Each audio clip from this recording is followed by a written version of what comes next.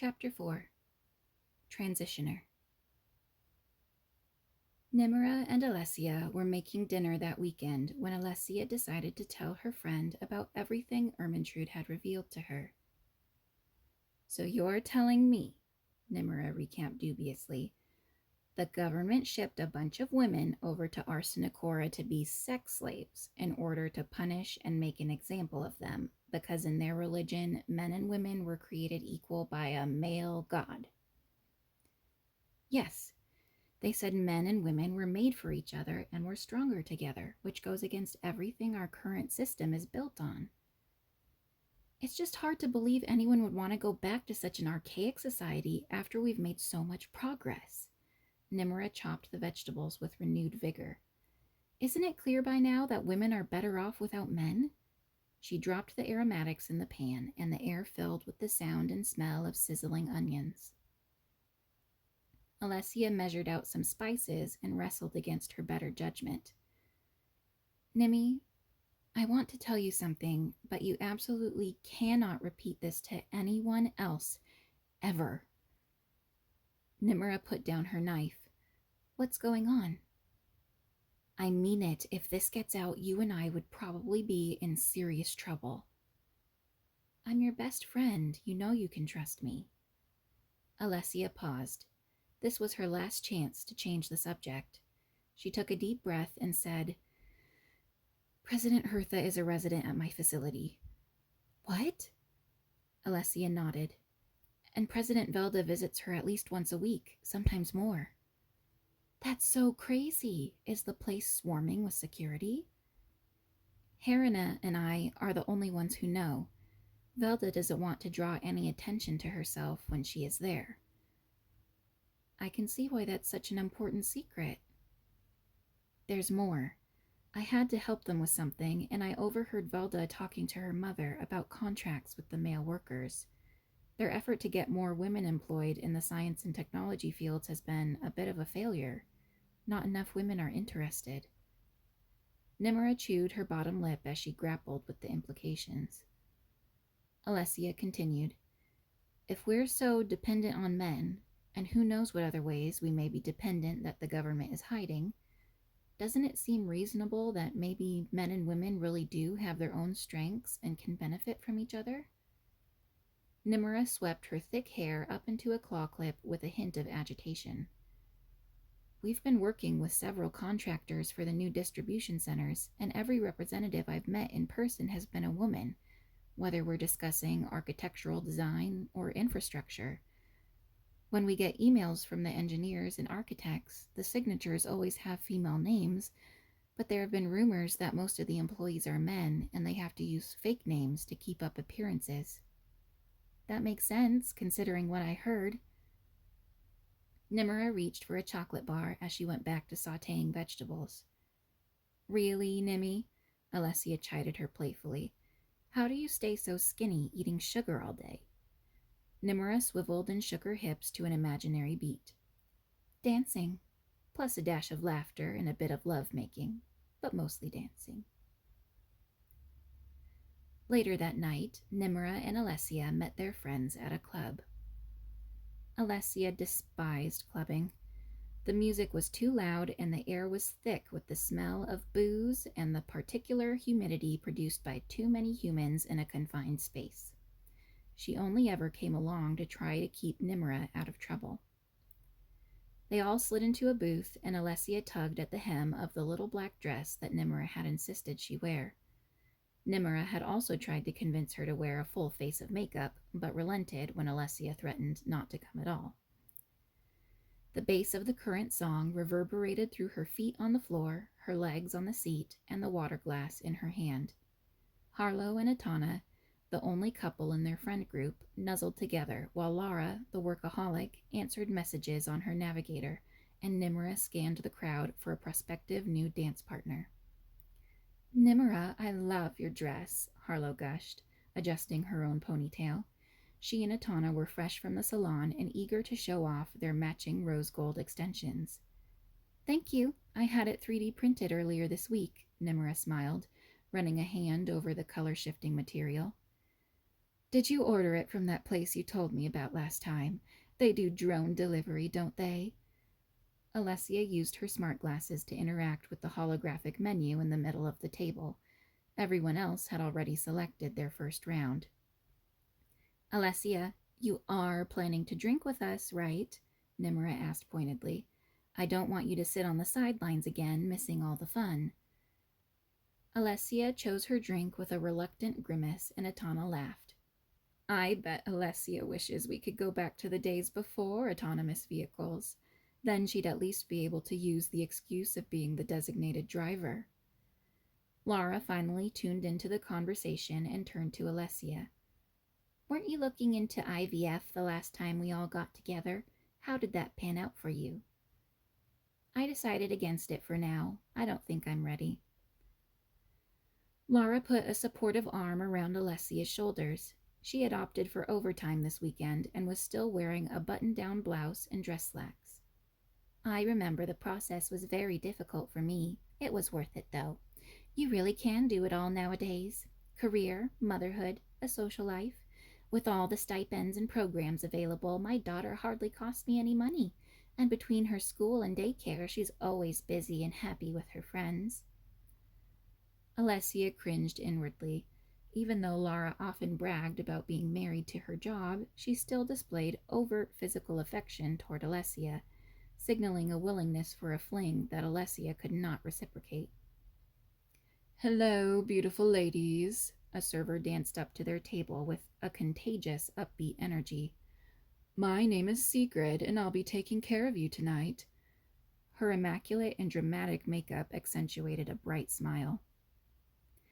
Alessia stole surreptitious glances at Sigrid while she distributed their drink orders. She towered head and shoulders above every other woman in the room, with broader shoulders, a square jawline, and a strangely deep voice. Nimra held up an extra glass. Sigrid, there must have been a mistake. I didn't order 2 drinks. Sigrid coyly brushed her hand down Nimra's arm. That one's on the house, honey. And with a wink, she strutted away. The friends all stared at each other for a moment before Harlow and Etana congratulated Nimra on her free drink. Nimra preened, tracking Sigrid's movements on the opposite end of the dance floor where she helped other customers. Alessia cleared her throat and motioned for everyone to move in closer. Something felt off about Sigrid. That's because Sigrid is a transitioner, Laura said, tone heavy with meaning. Alessia's face went blank briefly before her eyes widened in shock. You mean Sigrid is a man? It doesn't happen often, Etana replied. There's a long-standing program which allows men to transition into women and join the female population. They have to undergo thorough vetting and therapy beforehand to make sure they're sincere, and they have to stay in a clinic until a panel decides they're acceptable. A mischievous light glinted in Nimra's eyes. Do you think Sigrid has had the snip yet? It's possible she hasn't, Harlow answered. If the rest of her treatments have gone well, and if her therapist recommends it, she's allowed to enter society conditionally. If assimilation goes smoothly, she can be moved further up the waiting list for the final surgery. What are the conditions? Alessia asked. Laura said, I know transitioners aren't allowed to take a prestigious job, and they absolutely cannot have a romantic relationship until after their surgery. There are other rules too, but that's pretty much all I remember. How does the government keep tabs on them? Nimra prodded. They have a caseworker who checks in on them, Laura said. Nimra slammed down the rest of her drink. Sounds like I've found my next conquest. Slow down, Nimra, Harlow implored. Who knows what kind of trouble you would be in if the 2 of you get caught? Nimra laughed. That just makes it even more exciting. She rose up from the booth and reached for her purse. Alessia grabbed her arm. Please, Nimmy, this is a very bad idea. I know you're trying to look out for me, but you aren't my mother. Besides, she gave Alessia a sly wink, this may be my only chance I'll get to see if the male anatomy really was worth thousands of years under the Patriarchy. They let her go, Inured to her propensity for running off after so many years of friendship, Harlow and Etana decided it was time to dance and offered to be wing women for Alessia until Lara intervened, protesting that the strong, independent women in the group needed to stick together. Despite the declarations of solidarity, Alessia was soon the third wheel to Lara and her navigator. She finished her drink, paid her tab, and said goodbye to her friends. Once outside, she opened an app for her preferred taxi company and hired a car to take her home. Within minutes, one of the circulating autonomous vehicles changed course and pulled over to the sidewalk where she stood. Her name glowed on the screens mounted to the windows and windshield. She hopped into the back seat and the car greeted her. "Good evening, Alessia. It is a pleasure to serve you again. Where shall I be driving you today?" "Home." Her address appeared on the computer screen installed on the center console. "Is this still the correct address?" "Yes." "Great. We should arrive at your destination in 21 minutes. Shall I play any music or podcasts from your playlist?" "No." Alessia rested her head against the seat and closed her eyes. Her ears were ringing from all the noise in the club, and the monotonous hum of the vehicle was a welcome change. Roughly 20 minutes later, she stumbled into her apartment's dark foyer and heard muffled sounds in the living room. Assuming Nimra had come home and turned on a movie, Alessia moved that way. "Nimra? Did Sigrid turn you down? Why did you come home without telling—" She turned on the light and shrieked at the sight of two naked and intertwined bodies on the sectional. "Lessie! Oh my goddess!" Nimra exclaimed, scrambling to cover herself with a blanket. Sigrid sprinted across the room and wrapped himself in the floor-length curtains. Alessia ran to her bedroom and slammed the door shut behind her. There was a clamor as Nimra ushered Sigrid into another room, followed by the sound of her bare feet rushing down the hallway. "Alessia, please let me in. I want to make sure you're okay."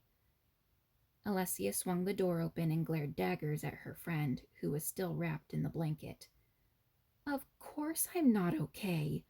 Ew. Seriously, Nimmy, if you can't keep it in your pants, can you at least keep it in your own bedroom? I like that couch." "I'll clean it." "That's beside the point. What were you thinking bringing him here? If you two want to risk getting into trouble, try being considerate enough to go about it in a way that won't rope me into whatever investigation may follow." "Her," Nimra said. Alessia blinked, not comprehending.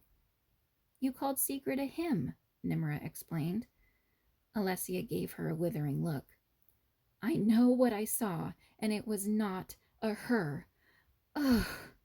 She sat on the bed and buried her face in her hands. "I will never be able to unsee that." Nimra sat next to her. "I really am sorry, Lessie. If it makes you feel any better, Sigrid isn't being tracked or anything. She was approved for her reassignment surgery recently, so she pretty much has free rein. All the restrictions are mere formalities now, and her procedure is supposed to happen in about 3 weeks." Alessia lifted her head. There was a big, goofy grin plastered on Nimra's face. "What are you smiling about? Are you laughing at me?" "Oh, sweet, innocent Lessie," she sighed. "This might sound crazy, but those religious ladies Ermintrude told you about might have been onto something." "What do you mean?" Alessia asked, eyes narrowing. Nimra lowered her voice to say, "Sigrid's man parts are diminished because of her therapies." "Nimmy." "But Lessie, what I just experienced—" "Nimmy!" Alessia jumped up, putting her hands over her ears. "I'm scarred enough without the details." All right, Nimra giggled. "All I'm saying is I'm willing to bet money being with a real man would be even better." "That's it." Alessia pushed Nimra to the door. "I've heard enough to fuel my nightmares for 20 years. Go figure out your situation. And I don't want to see a single thing to remind me of this when I wake up." Nimra gave her a cheeky salute and scampered away.